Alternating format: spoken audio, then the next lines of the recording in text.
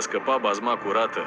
Unii șoferi opriți în trafic le servesc polițiștilor povești. Ce primesc la schimb, vom vedea în continuare.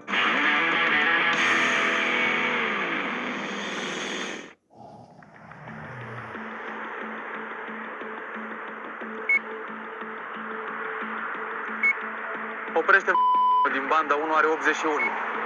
Unul din banda 1.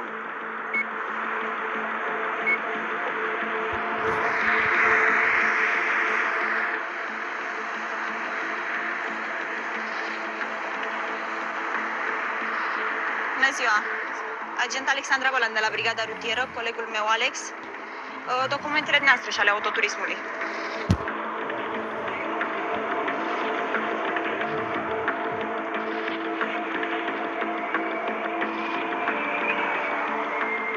Și actele mașinii. Certificat de înmatriculare și poliță RCA.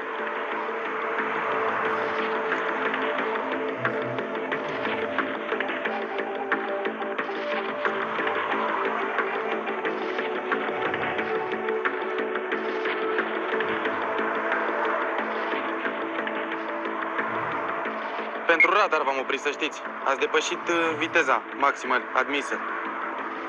În zona respectivă, limita maximă este 50, iar dumneavoastră ați avut 84. La această clasă de viteză, amenda este 870 de lei, având posibilitatea să achitați în 15 zile 435 de lei și 4 puncte de penalizare. Am rugămintea să așteptați la mașină până să întocmim noi procesul verbal, da? Și între timp să-mi căutați și certificatul de înmatriculare.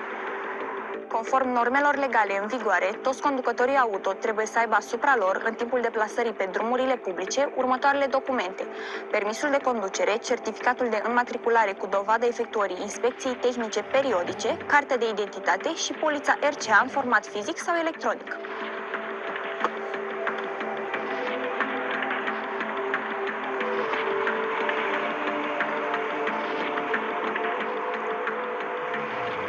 Ia uitați documentele dumneavoastră.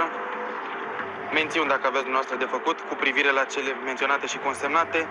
A condus autoturismul marca cu număr de înmatriculare, numărul dumneavoastră, cu viteza de 84 de km la oră, viteză măsurată și înregistrată cu aparatul radar TC00, e seria aparatului radar, pe o porțiune de drum unde limita maximă admisă este de 50 de km la oră. Sancțiunea v-am zis, o mențiuni dacă aveți dumneavoastră de făcut. Pentru depășirea limitei de viteză pe drumurile publice de la 31 de km pe oră până la 40 de km pe oră, penalizarea poate pleca de la 6 puncte de amendă și poate ajunge până la 8 puncte de amendă, de la 870 la 1160 de lei, la care se adaugă și 4 puncte penalizare.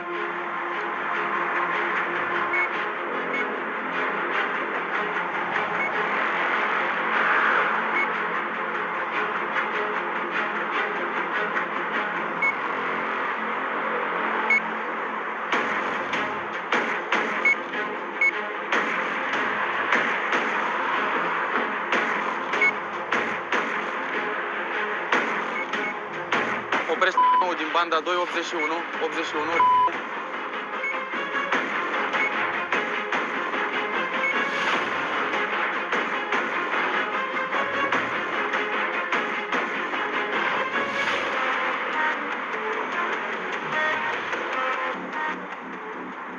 Bună ziua!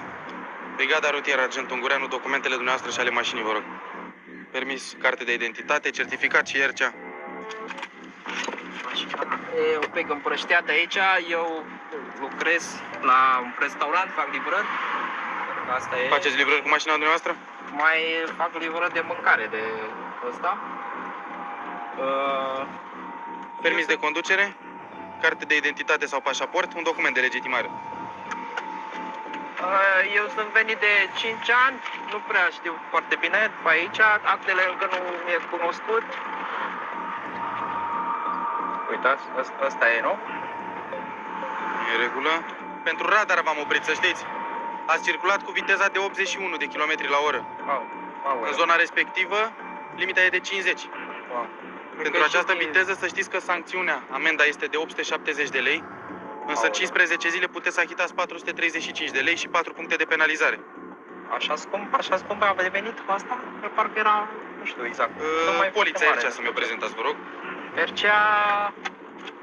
Permis ați avut, unde l-ați dobândit? În România? Că văd că e românesc. l-am avut în Vietnam, eu sunt venit de ceva timp, am făcut Școala unde ați făcut-o? în Vietnam. Școala Și de- permisul l-ați preschimbat? Am, cred, nu mai țin minte exact, am luat 3-4 ani, am făcut schimb la, da.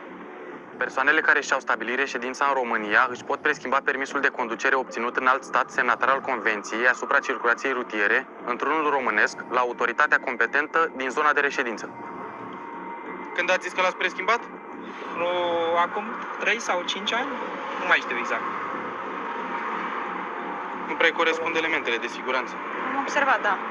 De 2 elemente de siguranță lipsă, punctul din 0 și poza asta nu e clară. Ia legătura cu dispeceratul să verifice. R3 către dispecerat, mă recepționați?